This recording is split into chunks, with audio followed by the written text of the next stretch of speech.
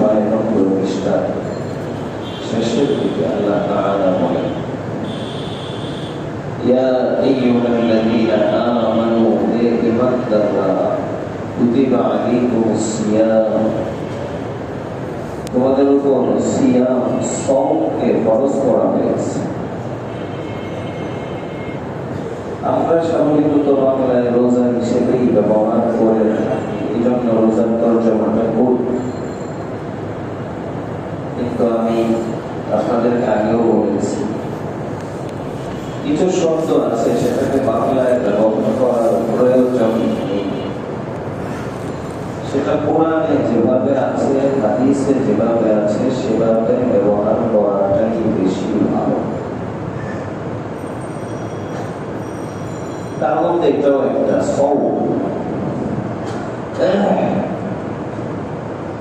ইসলামের 5টা রোকনের কথা আমরা বলি,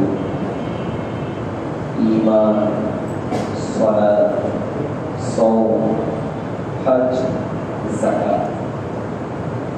এর মধ্যে আমাদের বাঙালিরাও 3টায় আরবি ব্যবহার করে। কোরআন হাদিসে যে শব্দ আছে সেটাই বলে। ঈমানকে ঈমানই বলে, হজকে হজই বলে, যাকাতকে যাকাতই বলে। কিন্তু সালাত আর সাওম দুইটা বাংলায় ফেলেছে। সালাতকে বলে নামাজ আর সাওমকে বলে রোজা।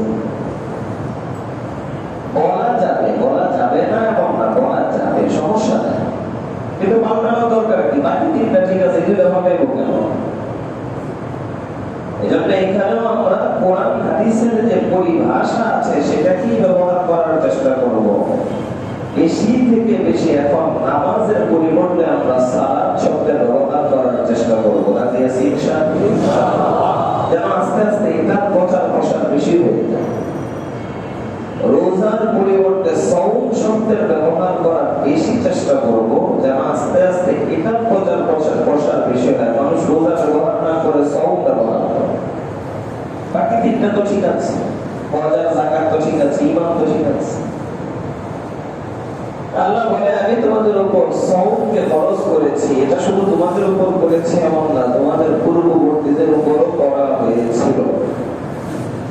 এটা বলে আল্লাহ আমাদেরকে একটু সান্ত্বনা দিল। কেন রোজা রাখা সহজ না, একটু কঠিন।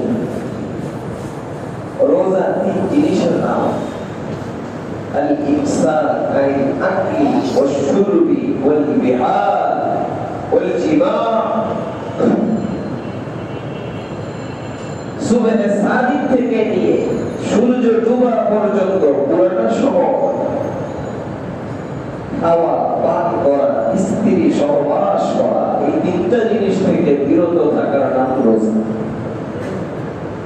হঠাৎ করে সারাটা দিন না খেয়ে না পান করে স্ত্রীর সাথে সহবাস না করে থাকাটা আসলে কষ্টসাধ্য বিষয়।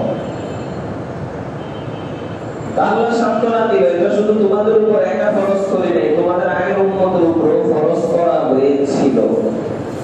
যখন অন্যদের কথাটাও শুনবে তো একটু ভালো লাগতো। শুধু আমরা একাই পেরেশানিতে নাই, কষ্টে নাই, অন্যদেরকেও এই কষ্ট দেওয়া হয়েছে। আমাদের উলামায়ে কেরাম লিখেছে, আল বালায়া ইদা আম্মাত খাফফাত, বিপদ যখন ব্যাপক হয়ে যায় এটা স্বাভাবিক হয়ে যায়।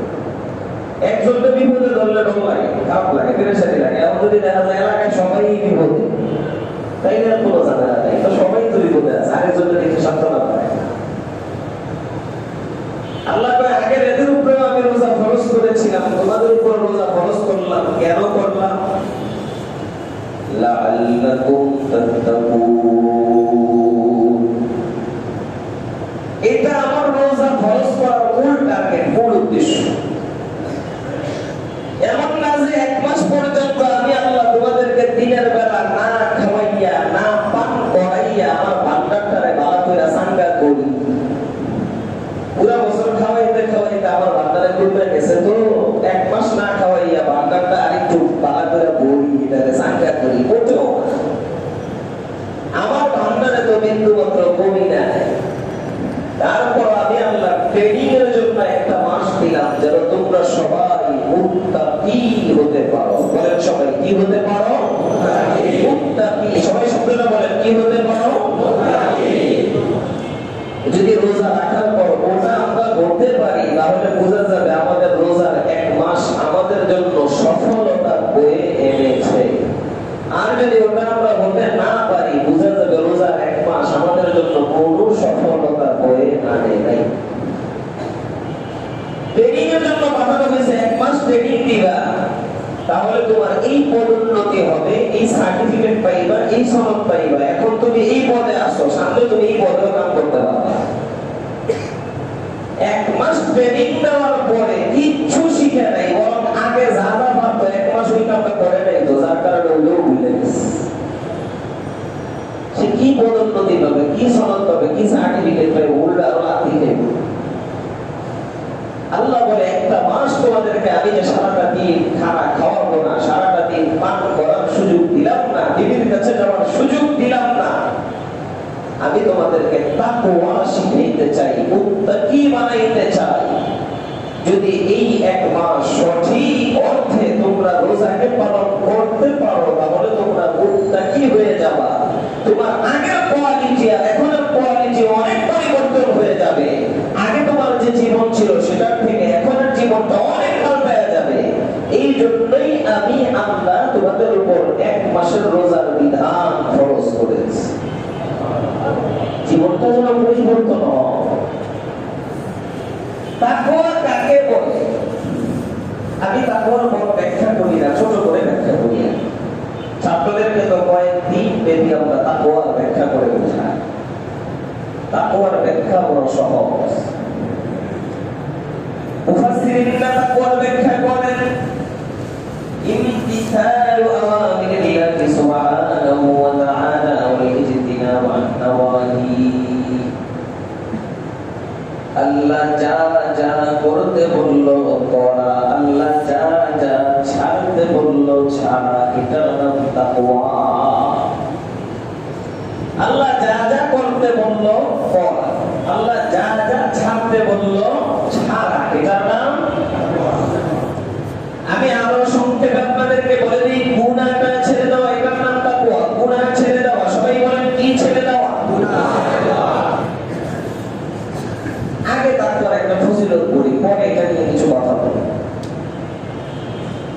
সাহাবায়ে কেরামের জীবনে সবচেয়ে বড় চাওয়া পাওয়া ছিল মরার পর আল্লাহর নবীর সাথে একসাথে জান্নাতে থাকা। সাহাবায়ে কেরাম বলতেন, বারবার রাসূলকে জিজ্ঞেস করতেন, এসে বলতেন রাসূল দুনিয়াতে তো মন চাইলে আপনার একটা নজর দেখি, মন চাইলে আপনার সাথে একটু কথা বলি, আপনারা অনেক ভালোবাসি,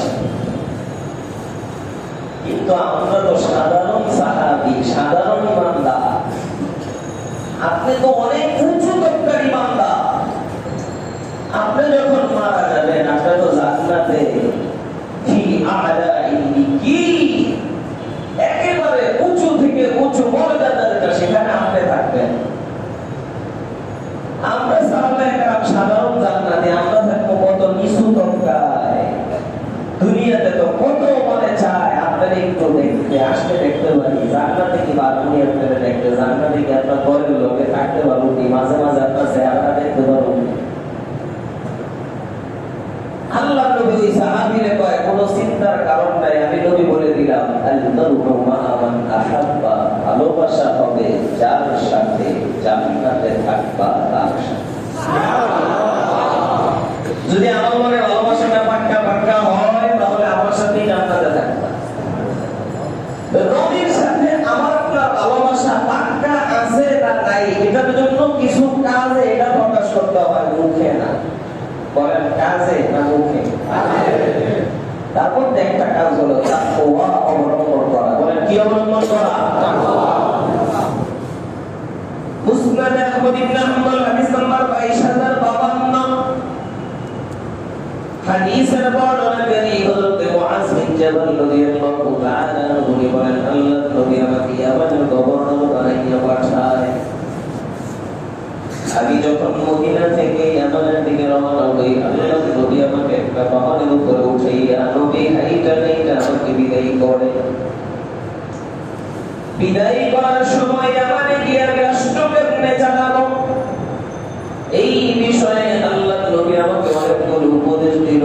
উপদেশ এগুলো শেষ হওয়ার পর নবী আমার সাথে কিছু হৃদয় বিদারক দুঃখজনক বিদায়ী কথাবার্তা বলা আরম্ভ করলো। নবী আমার ডাক দিয়ে বলে, মুআজ আসাল্লাহ তারকানি বাদা আমি হাদা। ও মুআজ বিন জাবাল, হতে পারে এই বছরের পরে তোমার সাথে আমার সাথে সাক্ষাৎ হবে না, মনে হয় এটাই তোমার সাথে আমার সাথে জীবনের শেষ সাক্ষাৎ।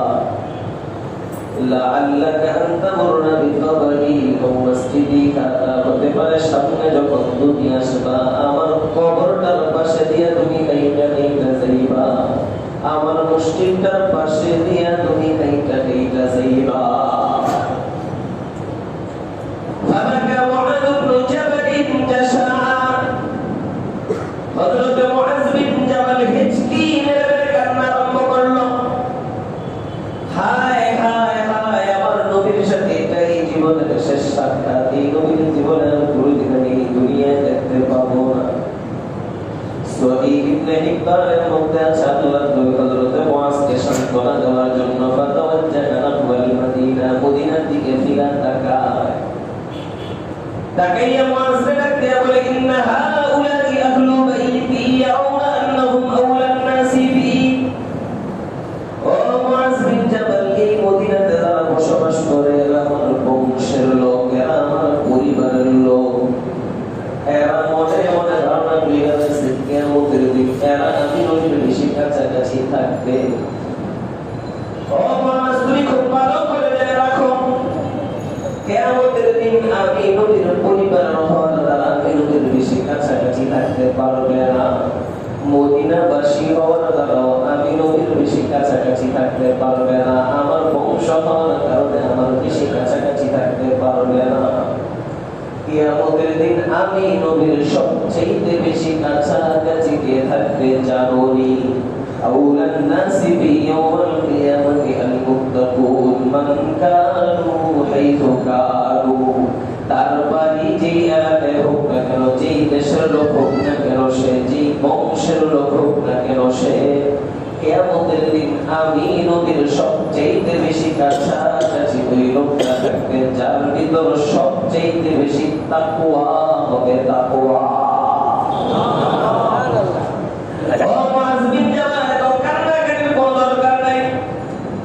আমি নবী তোমাকে বলতেছি, তুমি তাকওয়ার দৌলতটাকে ভালো করে ধরো, গুনাহটা ছেড়ে দাও, গুনাহটা ছেড়ে দাও। আমি নবী বলতেছি, যদিও সাময়িকভাবে দুনিয়াতে তোমার সাথে আমার সাথে সাক্ষাৎ হবে না, কিন্তু কোনো চিন্তার কারণ নাই। তুমি যদি তাকওয়ার দৌলতটাকে ধরতে পারো, গুনাহটাকে ছাড়তে পারো, আমি নবী বলতেছি তুমি আর আমি, আমরা দুজন একসাথে জান্নাতে থাকবো।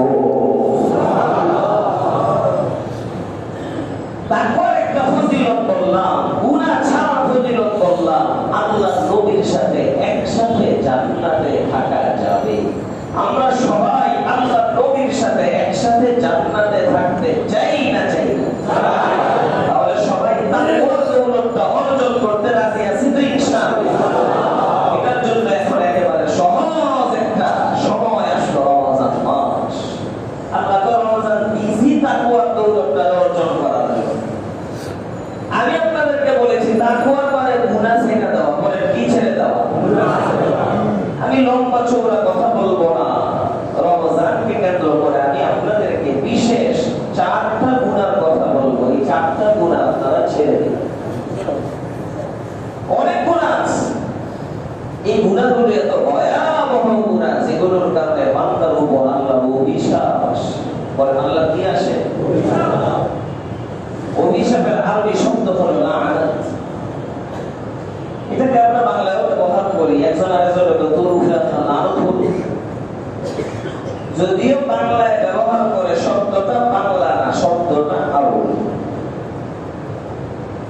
যার অর্থ হলো আত-তারদু ওয়াল ইবআদ আন রাহমাতিল্লাহি সুবহানাহু ওয়া তাআলা। বান্দা আল্লাহর রহমত থেকে দূরে সরে যাওয়া, আল্লাহর রহমত থেকে বঞ্চিত হয়ে যাওয়া। আল্লাহর রহমত থেকে দূরে সরে যাওয়া, আল্লাহর রহমত থেকে বঞ্চিত হয়ে যাওয়া, এটা একটা বান্দার জন্য সাধারণ বিপদ না, বরং মহা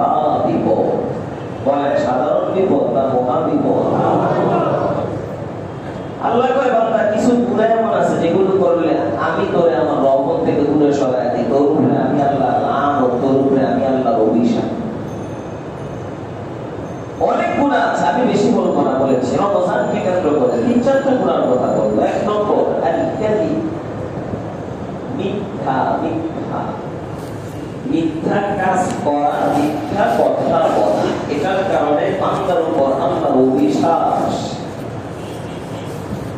সূরা আলে ইমরান আয়াত নম্বর 61 আল্লাহ তাআলা বলেন, ফামান হাজ্জাকা ফীহি মিন বা'দি মা জাআকা মিনাল ইলমি ফাকুল তাআলাউ নাদ'উ আবনা'ানা ওয়া আবনা'াকুম ওয়া নিসা'ানা ওয়া নিসা'াকুম ওয়া আনফুসানা ওয়া আনফুসাকুম ثم نبتهل فنجعل لعنة الله على الكاذبين।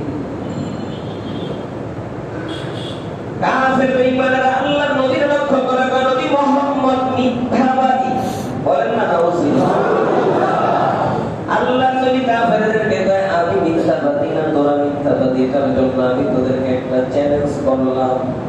একটা খালি মাঠের মধ্যে আমিও যাবো, আমার পরিবার নিয়ে যাবো, আমার দল নিয়ে যাবো, তোমরাও আসবা, তোমাদের পরিবার পরিজন নিয়ে আসবা, তোমাদের দল নিয়ে আসবা। খালি মাঠের মধ্যে খোলা আকাশের নিচে আমরা পুরো দল দাঁড়াইয়া আল্লাহর কাছে বদদোয়া করে বলবো, আল্লাহ আমাদের মধ্যে যে মিথ্যাবাদী তার উপর তুমি অভিশাপ পাঠাও, তার উপর তুমি অভিশাপ পাঠাও। যদি সাহস থাকে তাহলে আমার চ্যালেঞ্জটা গ্রহণ করে তোমরা কাফেররা একটা খালি মাঠের মধ্যে আমার সাথে একত্রিত হও। কাফের বেঈমানরা আল্লাহর নবীর চ্যালেঞ্জটাকে গ্রহণ করল। ওরা খুব ভালো করে জানে, যদি আমরা মুখে মুখে বলি মুহাম্মদ মিথ্যাবাদী, আসলে তো মুহাম্মদই সত্যবাদী, আমরা কাফেররাই মিথ্যাবাদী। যদি আমরা খালি মাঠের মধ্যে চলে যাই, আল্লাহর অভিশাপ এসে আমরা কাফেররাই ধ্বংস হয়ে যাব, নবী মুহাম্মদের কোনো কিছু হবে না। মিথ্যুকের উপর আল্লাহর অভিশাপ। দাড়িটাও ঠিক, পাঞ্জাবিও ঠিক, টুপিও ঠিক, নামাজেও আগে থাকে, সুযোগ পাইলে মাশাআল্লাহ ওয়াজও করে, উমরাও করে, কিন্তু উঠতে বসতে চলতে ফিরতে মিথ্যা কথা বলে, মিথ্যা কাম করে, এমন কিছু মুসলমান আমাদের সমাজে আছে না?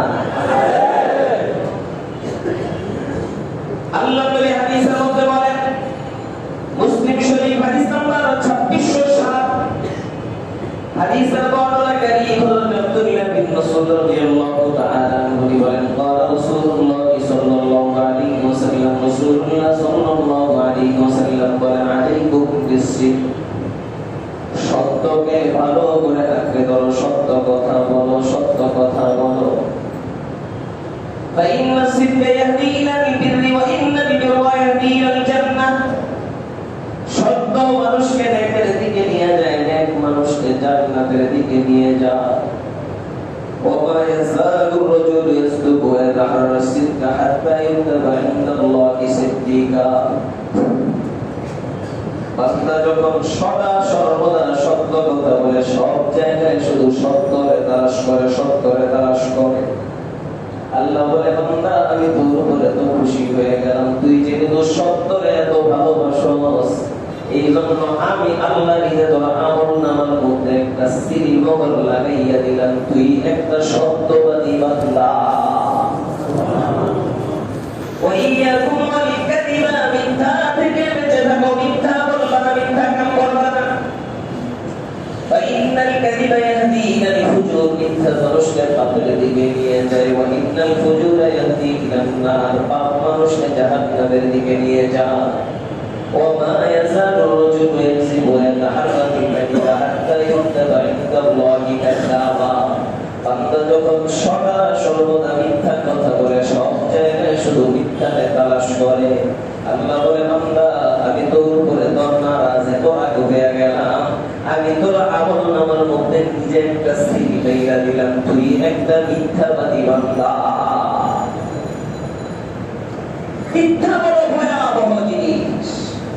রমাদান আসতেছে, আল্লাহ নবী বলে, বুখারী শরীফের হাদিস, মান লাম ইয়াদা কাওলা আয-যুরি ওয়া আমালা বিহি ফালাইসা লিল্লাহি হাজাতুন ফি আন ইয়াদা তা'আমাহু ওয়া শারাবাহু।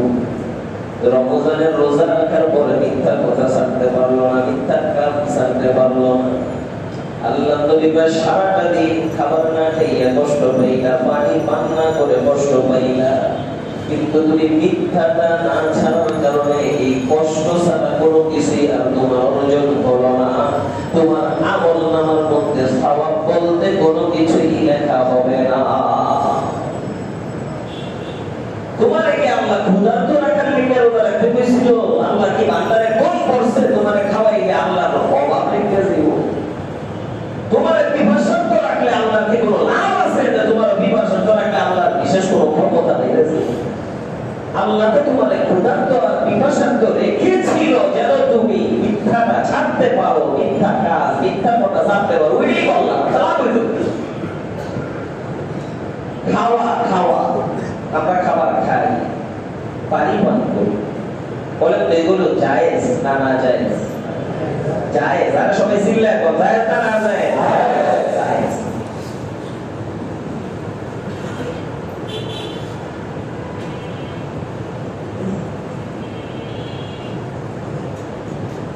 স্ত্রী সহবাস করা, স্ত্রী সহবাস দিনের বেলা জায়েজ না না জায়েজ? তিনটাই জায়েজ। তিনটা জায়েজ কারণ আল্লাহ রমজান মাসের দিনের বেলা না জায়েজ।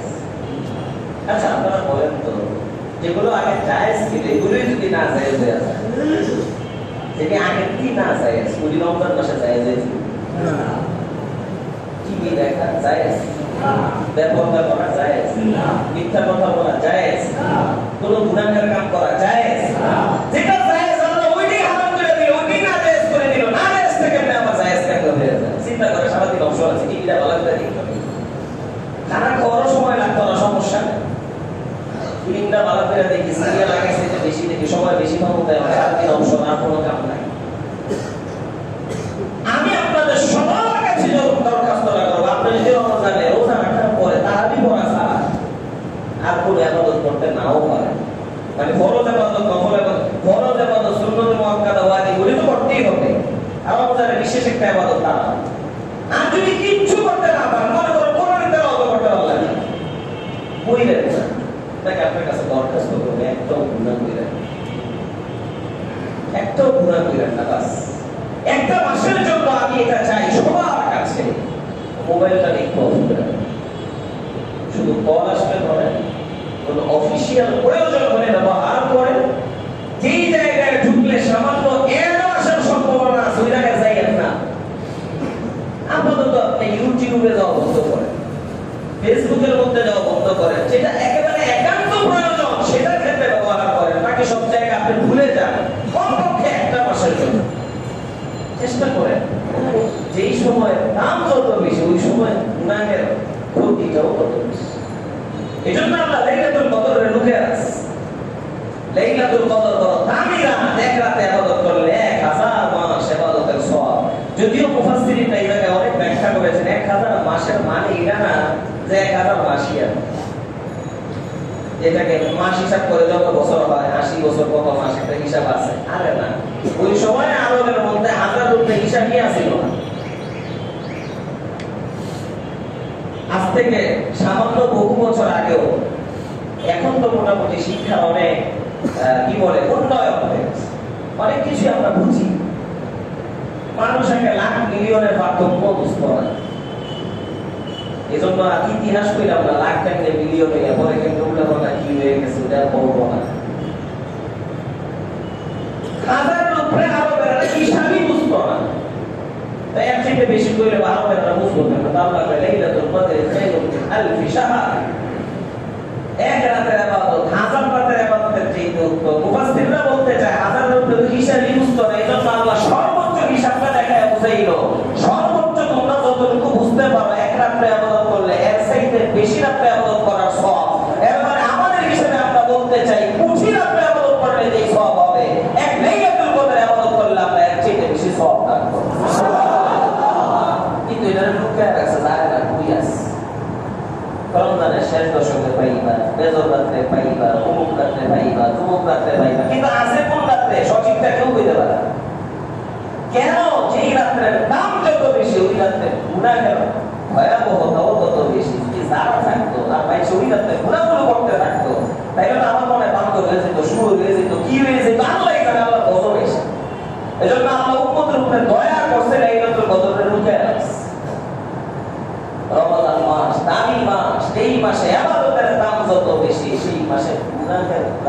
ইসলামের ভয়াবহতাটাও তত বেশি। সরকারের থেকে ঘোষণা যদি চলে আসে সুদে সুদে সুদে, আগে দিত 1 টাকায় 1 টাকা জমা করলে 1 টাকা বোনাস, তাও হয়েছে পাগল। নতুন করে অফার আছে 1 মাসের জন্য 1 টাকায় 70 টাকা। 1 টাকায় কয় টাকা? আরে জুতার একটা বাড়িতে দূর দিব, সিরিয়াল এমন ভাবে দাঁড়াইব, কে কারে ফালাইয়া আগে পাবো, খালি চিন্তা মনে করবো পানি প্রতিক্রিয়া শেষ হয়ে যায়, মাথা নষ্ট হয়ে যায়। দুনিয়ার এই গান্দা টাকা যেটার জন্য মানুষ পাগল হয়ে যায়, তুই চোখ বন্ধ করে ওই টাকা কিছুই না। 15 বছর 16 বছর পর্যন্ত টাকা পাহাড় উঠেছে, কিন্তু এখন নিজের বাড়িতেও থাকতে পারে না, দেশ ত্যাগ করে আরেক জায়গায় পড়ে আছে। বাড়িতে যারা আছে কোনোদিন হাত করা সামনে লাগায়, কোনোদিন পিছনে লাগায়, এক একদিন এক এক খাবার চলছে। এই টাকা আজকে আছে কালকে নাই, কিন্তু আখিরাতের টাকার নাম হইল চোখটা বন্ধ দেরি করতে দেরি হইব, সেই টাকা কাজে লাগতে দেরি হবে। শুধু আখিরাতে কামে লাগে এমন না, দুনিয়াতেও কামে লাগে, দুনিয়াতেও আখিরাতের টাকা কামে লাগে। আল্লাহ ঘোষণা দিয়েছে, বান্দা আমি 1 মাসের জন্য ঘোষণা দিয়ে দিলাম।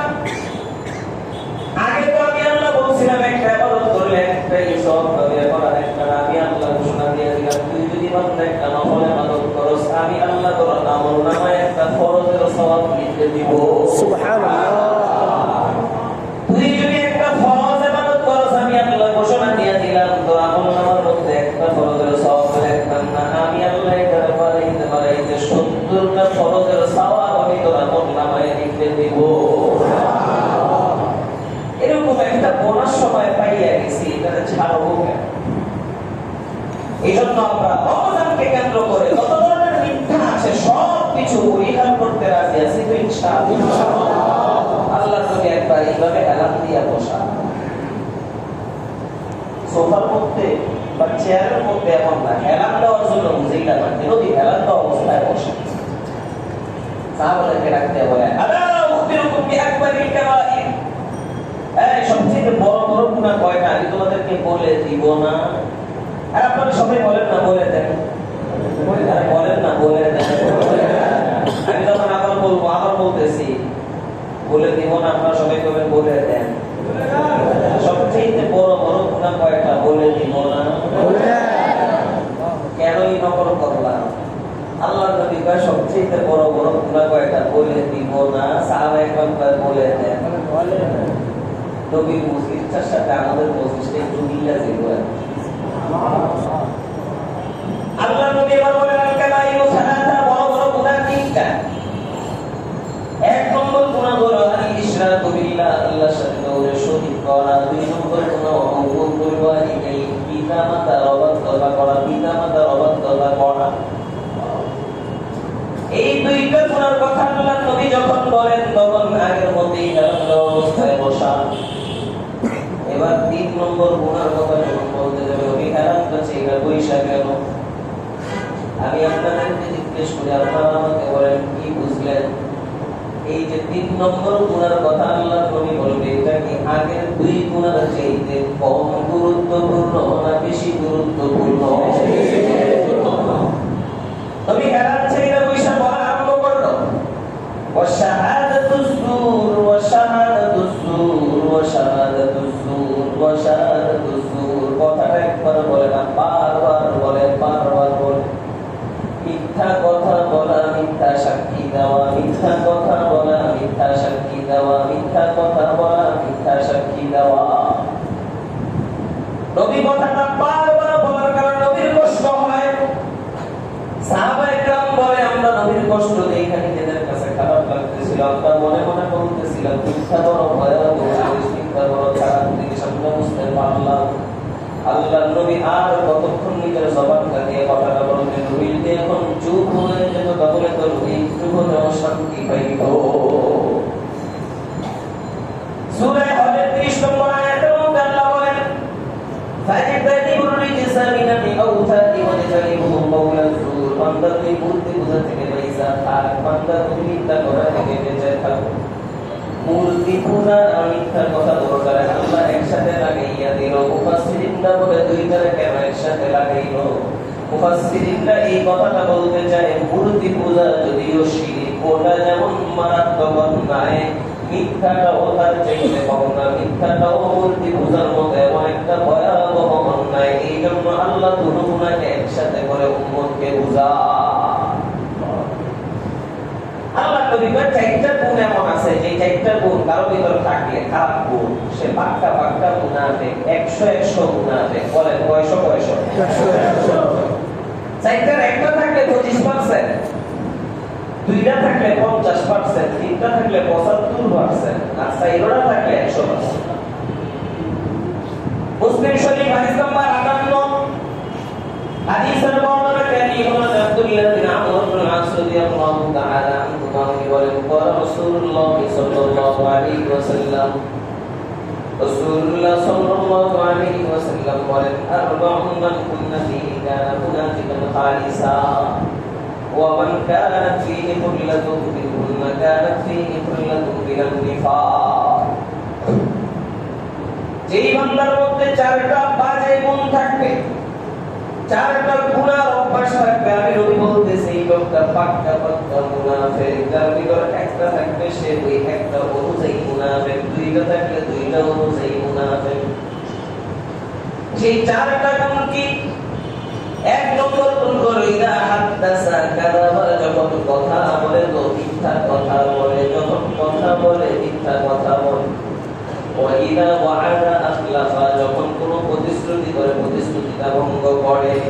ওয়া ইদা আ'তানা ফাদারা, যখন কারোর সাথে চুক্তি করে চুক্তিটাও ভঙ্গ করে, চুক্তি ঠিকঠাক মতো পালন করে না।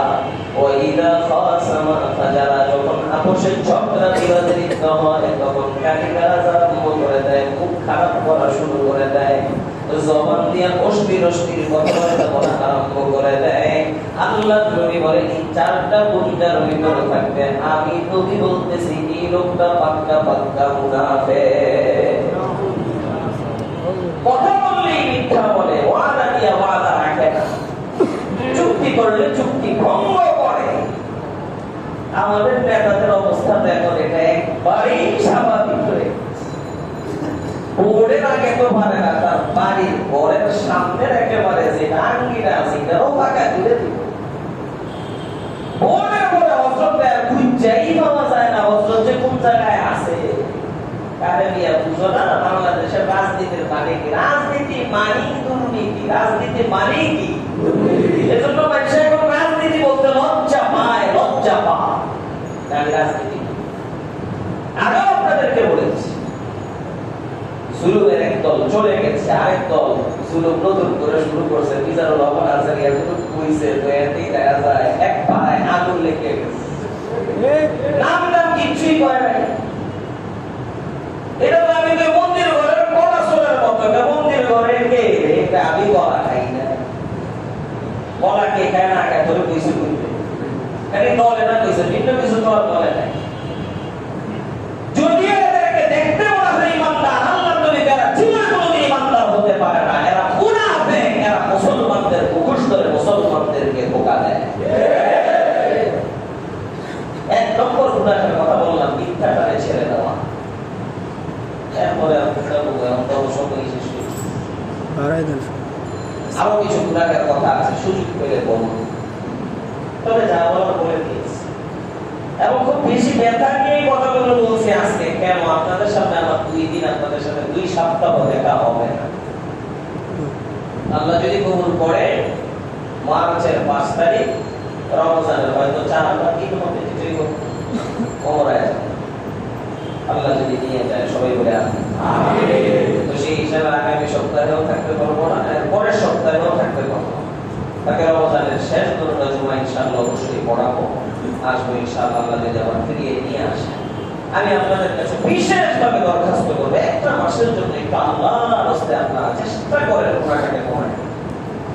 আগে যদি 5 ঘন্টা টিভি দেখতেন, যদি মনে করেন প্রথম ধাপে মোড়েও ভাবতেন না পুরানা থাকতে, আপনি কমপক্ষে 2 ঘন্টা পড়েন।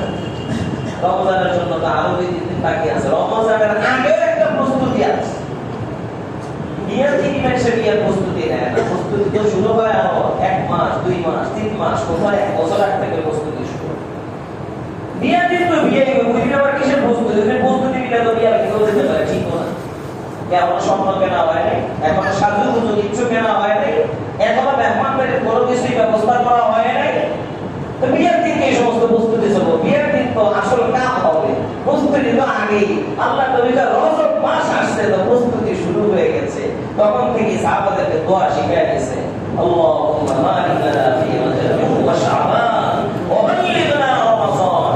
আল্লাহ রজব আর শাবান বাইনা আপনি আমাদেরকে এখানে পৌঁছাইছেন, দয়া করে আপনি আমাদেরকে রমজান পর্যন্ত পৌঁছে গিয়ে রমজানের ফজিলতগুলো অর্জন করার তৌফিক আপনি আমাদেরকে দান করুন। আমিন। প্রস্তুতি তো আজ থেকে আরম্ভ হয়ে গেছে। আমরা আল্লাহর রাস্তে রমজান মাসটা সবাই এই তাকওয়া দৌলত করে অনেকে ভয় পায়, মনে করে এটা কি জানি একটা কোন বড় জানোয়ারের না। আর সোজা কথা, গুনাহটা ছেড়ে দেওয়া। রমজানকে কেন্দ্র করে সব প্রকারের গুনাহ আমরা পরিহার করতে রাজি আছি ইনশাআল্লাহ। আল্লাহ পাক আমাদেরকে এই রমজানে সব ধরনের গুনাহ পরিহার করে আল্লাহর সাথে একটা সুসম্পর্ক তৈরি করে